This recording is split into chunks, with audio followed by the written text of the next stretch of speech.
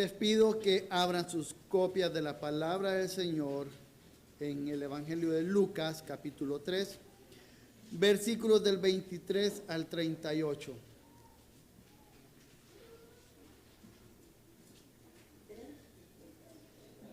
Lucas 3, del 23 al 38.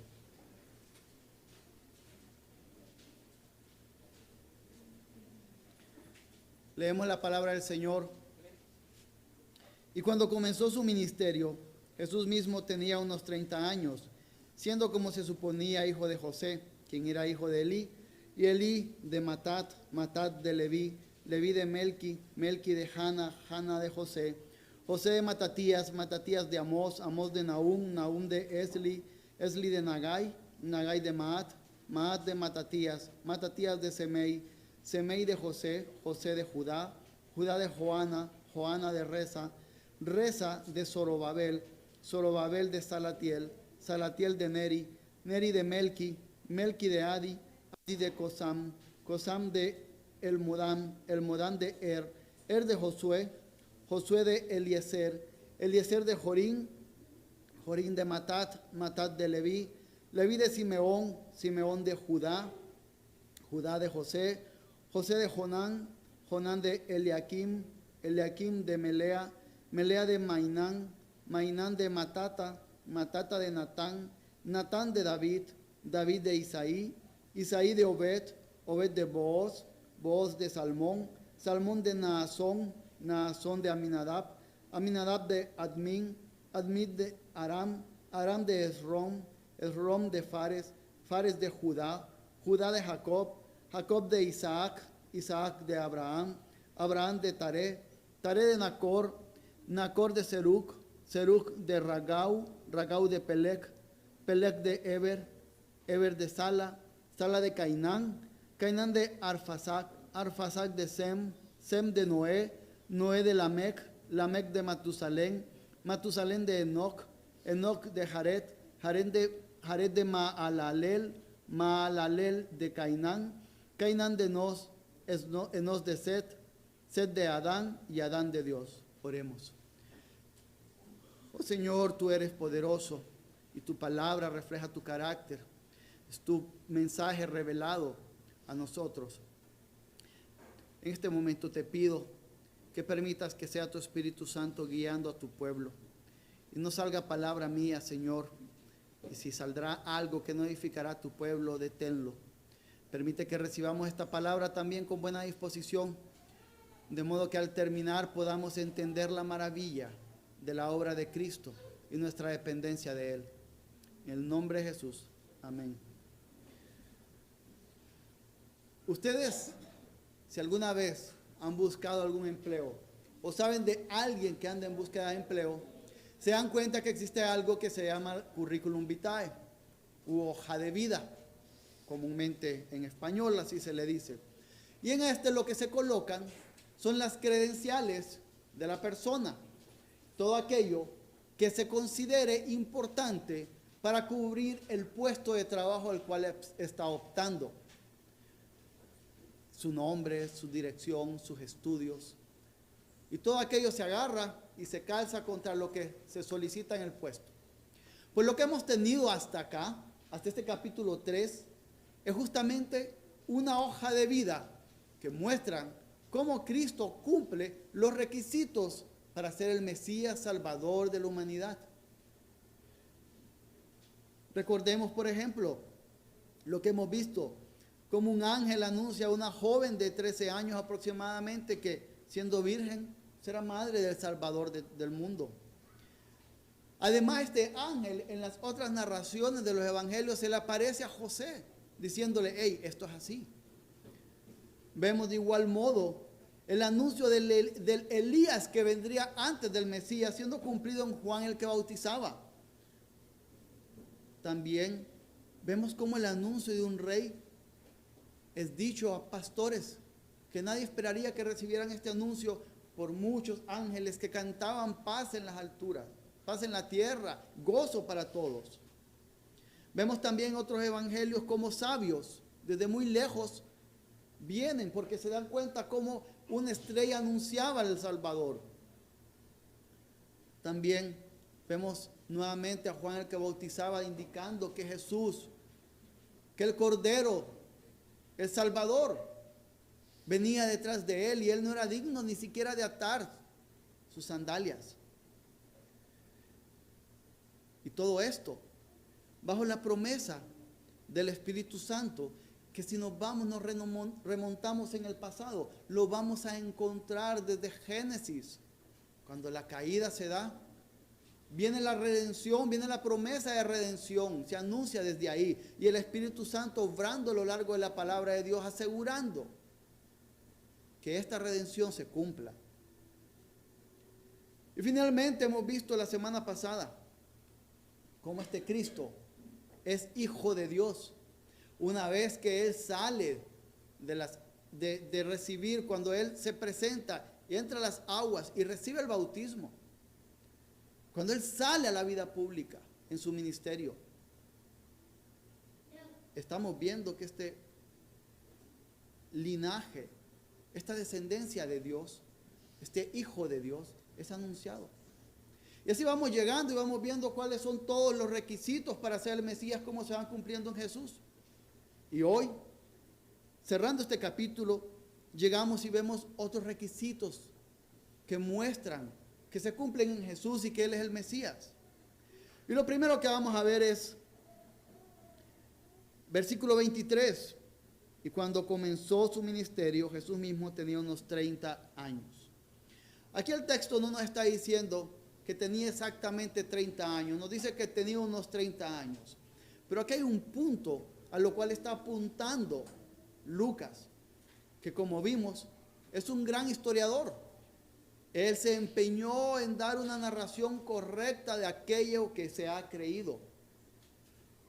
Y esto lo que hace es recordarnos y remontarnos hacia el Antiguo Testamento, porque no debemos nunca olvidar que la redención es una sola historia. No hay dos historias, una que aplica a un pueblo y otra que aplica a otro pueblo. Es una sola historia de principio a fin.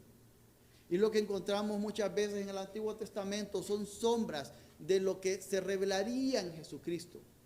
Entonces, si leemos Números, se los leo acá. Números 4, del 1 al 3, dice: entonces el Señor habló a Moisés y a Aarón diciendo: haced un censo de los descendientes de Coat de entre los hijos de Leví, por sus familias, conforme a sus casas paternas, de 30 años arriba hasta los 50, todos los que se enlistan para servir en la tienda de reunión. Ahí mismo, versículos 46 al 48 leemos: todos los enumerados de los levitas, a quienes Moisés y Aarón y los jefes de Israel contaron, por sus familias y por sus casas paternas, de 30 años en adelante hasta los 50, todo el que podía enlistarse para servir y hacer el trabajo de transportar la tienda de reunión, fueron 8,580. Notamos con esto que el inicio del servicio de un sacerdote eran 30 años. Ahí es cuando estaba comenzando, es cuando esta persona había madurado a tal punto que ya tenía los conocimientos, y no solo conocimientos, sino que el carácter probado y necesario para poder iniciar el servicio en el templo, en ese momento en el tabernáculo. Y es así que Lucas, lo que está haciendo aquí, y aquí hay un punto importante que debemos siempre de entender, y es una lástima que muchas veces en la tradición más popular de nuestro país se separa la palabra de Dios. Y llegamos a ser muy conocedores del Nuevo Testamento, pero un poco ignorantes del Antiguo Testamento. De modo que cuando los primeros cristianos, que eran judíos étnicamente, leían este tipo de cosas, ellos entendían lo que estaba pasando. Y entendía que Lucas estaba diciendo: esto es lo que un sacerdote está comenzando a hacer. Es un sacerdote que está saliendo a la vida pública para comenzar su servicio. Y es uno de los aspectos que estamos viendo acá. Ahora bien, pero esto no es todo. Si nosotros leemos 2 de Samuel 4:5, vemos que dice: 30 años tenía David cuando llegó a ser rey. Reinó 40 años. Estamos viendo también que los judíos entenderían que David a esa edad comenzó a reinar, ¿Y quién era David? Era un rey. Era de donde vino el pacto davídico, la promesa de un rey que reinaría para siempre. Entonces, además de apuntar hacia un sacerdote, Lucas quería que sus lectores entendieran que estaba apuntando hacia un rey. Pero luego vemos también en Ezequiel 1:1. Sucedió que en el año 30, al quinto día del cuarto mes, estando yo entre los desterrados junto al río Quebar, los cielos se abrieron y vi visiones de Dios. Los teólogos y estudiosos coinciden con que cuando dice Ezequiel 100, sucedió que en el año 30 se está refiriendo a su edad, a los 30 años. Entonces estamos viendo una referencia en donde Jesús inicia su ministerio cuando tenía unos 30 años, de modo que está apuntando a los tres oficios que Jesús cumple, que es sacerdote, rey y profeta. Sumándose esto a las credenciales que ya hemos visto, a las credenciales de ese puesto, por decirlo de alguna forma, hablando en el ambiente empresarial, contra los del aspirante. Y estamos viendo cómo Jesucristo se está mostrando a Jesús una vez más, que Él cumple todos los requisitos para ser el Mesías, el Salvador. Y aquí nos vamos a detener un momento para pensar en una aplicación corta de esta primera parte que estamos viendo. Es que muchas veces sucede que hay hombres que están ansiosos por servir en el ministerio, por servir al Señor. Sienten el llamado y creen que la iglesia les reconoce. Pero a sus 15 años no entienden por qué aún no son el pastor de la iglesia. Muchas veces hay que esperar.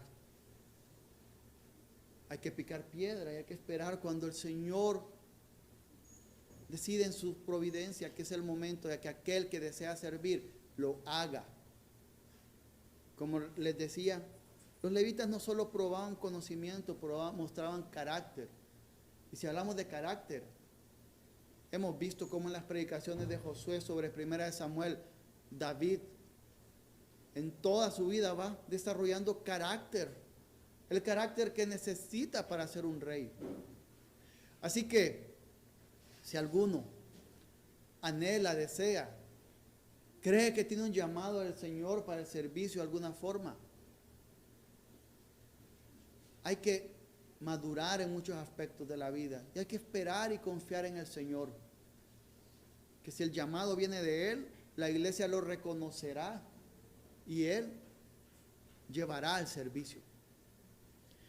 Ahora bien, vayamos al segundo punto que tenemos aquí, un linaje real. Cuando yo estaba joven, el lugar donde crecí, que es Catacamas, era más pequeño de lo que es hoy. Entonces mucha gente se conocía aún y no faltaba que preguntaran: ¿y quién es tu papá? ¿Y quién es tu mamá? Entonces tu abuelo es, tu abuela es. Y esto era para conocer la familia, saber de dónde venía la persona, saber si era una buena influencia para sus hijos o hasta un buen prospecto de matrimonio o de noviazgo.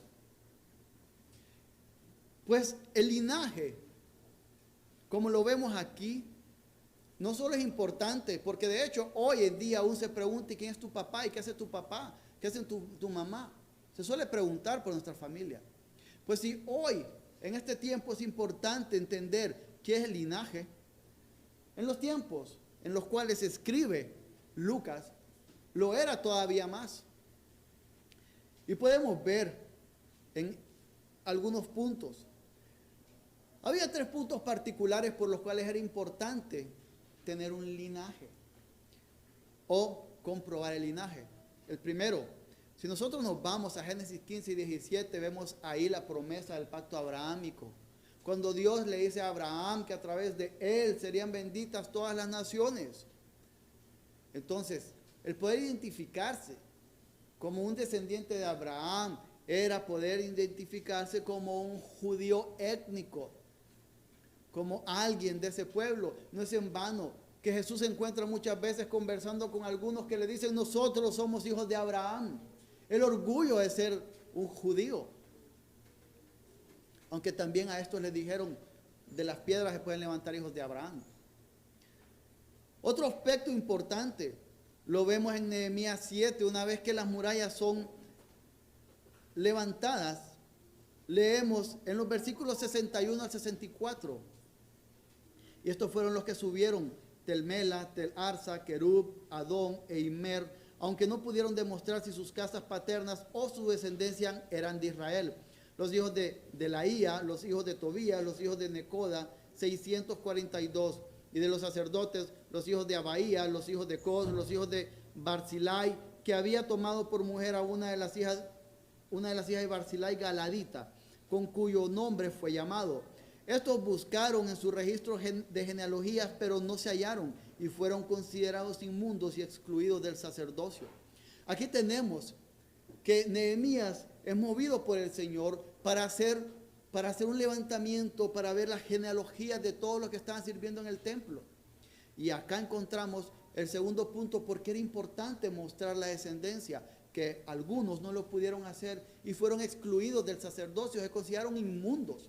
Entonces aquel que no podía certificar su linaje no era digno del sacerdocio. Luego vemos un tercer elemento de por qué era importante mostrar el linaje. Este lo encontramos relacionado con el pacto davídico de 2 Samuel 7. Y esto era porque se podía identificar quién era descendiente de David y por lo tanto un aspirante al trono, a ese trono de ese rey que reinaría para toda la vida, por la eternidad. Y si no, preguntemos y veamos cómo Eusebio, un historiador, uno de los primeros grandes historiadores de la iglesia, él registra en sus crónicas los primeros 3 siglos de la iglesia. Y él, citando a Africano, que escribió un siglo antes de él, siendo Sexto Julio Africano un griego con mucha influencia cristiana, escriben ellos que Herodes, cuando fue nombrado el gobernador de Judea, una de las primeras cosas que hizo fue borrar todo aquello que pudiera poner en entredicho su reinado. Y se cuenta que Herodes era descendiente de una familia de esclavos que servían en templos paganos y que fue creciendo debido a muchas cosas. Y una de las cosas que hace él, según estos registros históricos, es que llega y busca en todo lugar todo registro de la genealogía de David para borrarlo. De modo que no hubiera nadie que le pudiera decir: no estás aquí, yo sí estoy, entonces el trono es mío. Y por eso es que él se altera cuando llegan unos sabios de Oriente. De modo que entonces el poder probar la genealogía, poder probar el linaje, daba derecho a mostrar quién era judío, mostraba también quién podía ser sacerdote y quién podía ser del linaje de David. De este modo, cuando Lucas está colocando esto acá, lo que nos está diciendo es cómo Cristo es digno de cada uno de estos aspectos, sumando todavía más elementos a la realidad de quién es Él, a la realidad de quién es nuestro Salvador. Así que, familia, lo que encontramos en primer lugar es que Cristo es digno, o es el único que cumplía todos los requisitos para ser el Mesías. Pero vemos aquí, y no voy a estar mucho tiempo en esto que vamos a ver porque podría extenderse a muchas horas, pero se ha anunciado, se ha dicho y es evidente cuando ustedes leen la genealogía de Mateo, que es distinta después de David, es distinta con la genealogía que encontramos en Lucas. Y algunos historiadores han dado algunas soluciones de por qué podría ser esto. Una de ellas es que Mateo presenta el linaje de José. y que Lucas presenta el linaje desde María. Otra que tenemos es que Mateo, y esta fue presentada por John Gresham Machen, es que Mateo presenta la realeza, no necesariamente algo sanguíneo, sino la realeza como viene desde David y se le asigna a Jesús, mientras que Lucas lo que hace es que presenta una descendencia sanguínea. Y otra que hay, que fue presentada por el mismo Eusebio y Africano, es que había una ley de levirato. Si recordarán, el levirato es que si moría un hombre y no tenía hijos, entonces su hermano iba a casarse con su esposa y el primer hijo iba a ser descendiente de él. Entonces Jacob y Elí, que son los dos padres que se mencionan en cada una de estas genealogías, padres de José, según ellos eran hermanos por madre. Entonces al morir Elí, Jacob levantó descendencia de su hermano, es donde nace José.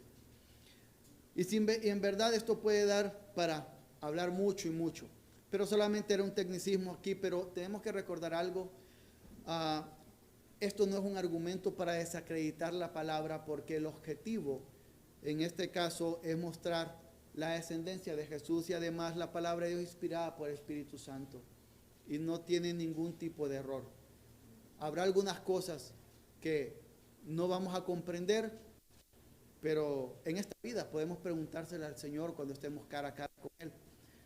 Pero lo que sí es cierto es que si ustedes ven una gran diferencia entre lo que presenta Mateo y lo que presenta Lucas, es que Mateo inicia con Abraham, mientras que Lucas inicia con Dios mismo.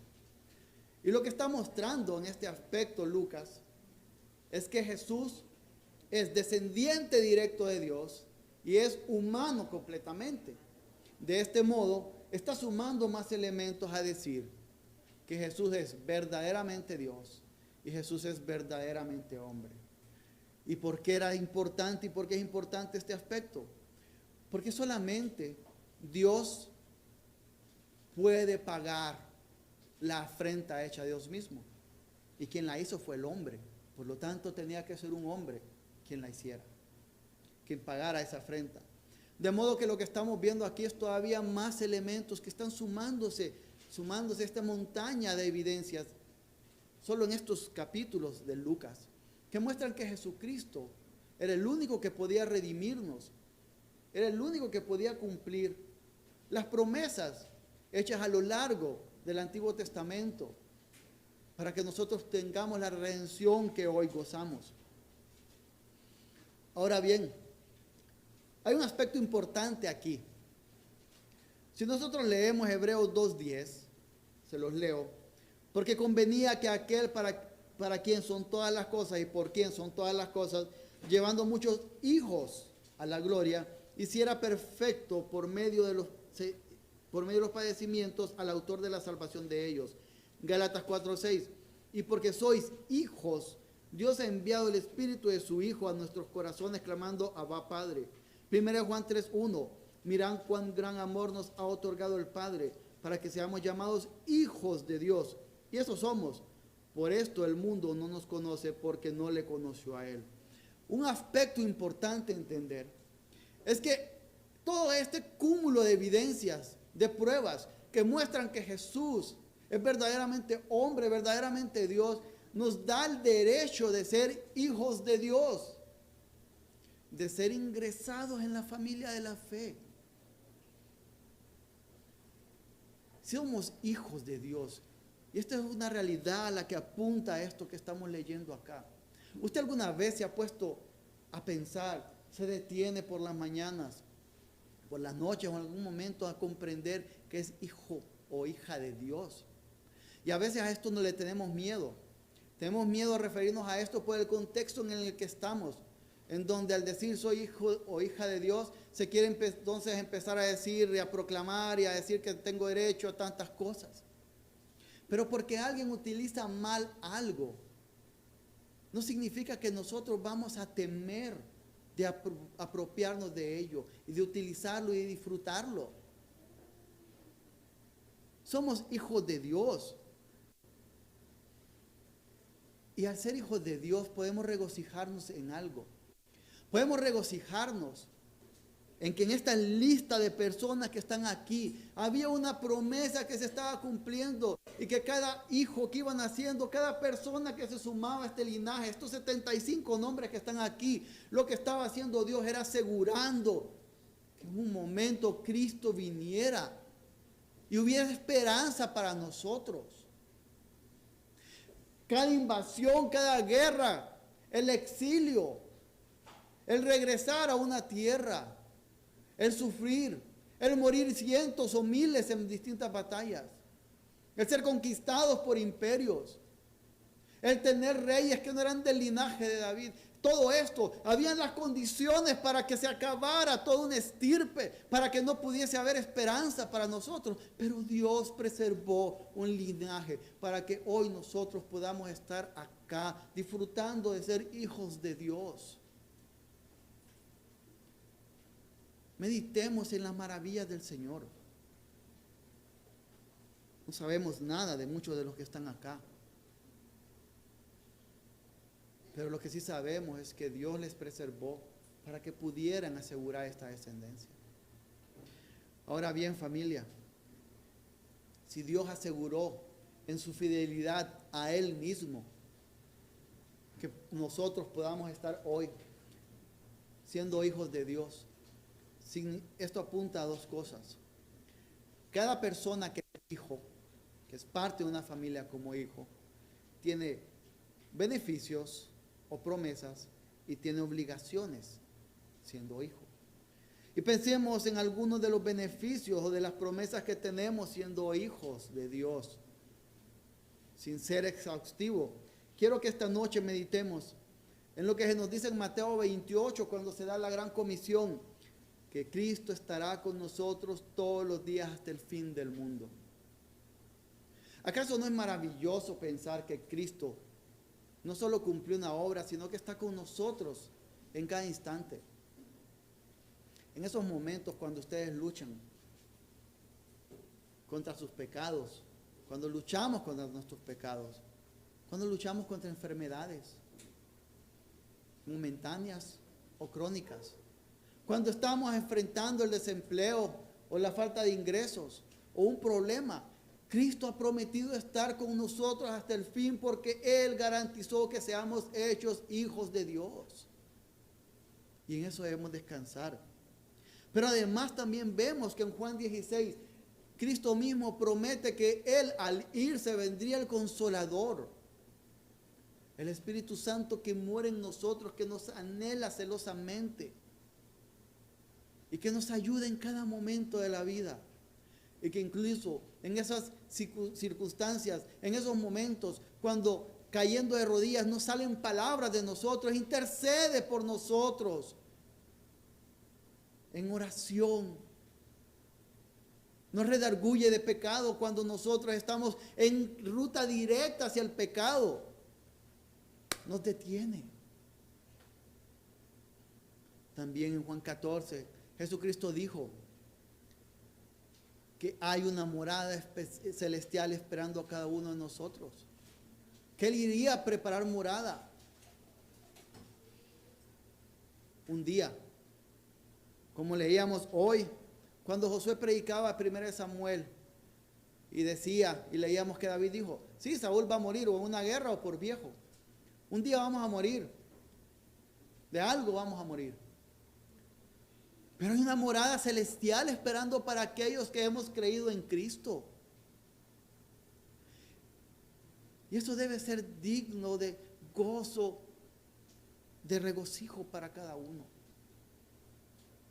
E incluso de esperanza para cuando mueren los seres que amamos en el Señor, saber que compartiremos nuevamente con ellos.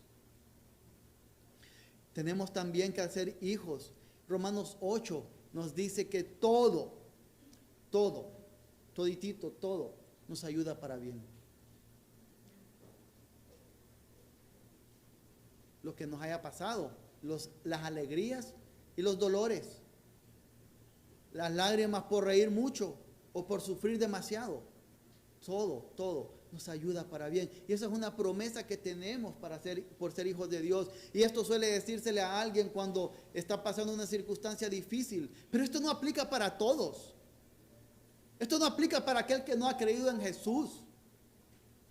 Esto aplica para nosotros. ¿Por qué? Porque Dios preservó este linaje del cual salió Cristo, quien asegura que seamos hijos de Dios. Así que cuando estemos en lo más difícil de cualquier circunstancia, recordemos que eso nos ayuda para bien. Y si esa circunstancia nos lleva a muerte, hay una morada esperando por nosotros. Cerraremos nuestros ojos aquí y los abriremos inmediatamente en la presencia del Señor. Pero también, al ser hijos, hay obligaciones que cumplir. Hay obligaciones a las que somos llamados. Vivir en santidad es una obligación que tenemos como hijos. Aborrecer nuestro pecado. Actuar no para que las obras nos salven, sino para que las obras reflejen a Cristo.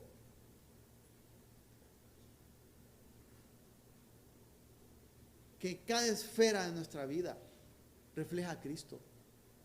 Trabajo, hogar, en la calle, con desconocidos, con nuestra familia. Hay un llamado para vivir en santidad reflejando a Cristo con nuestro andar.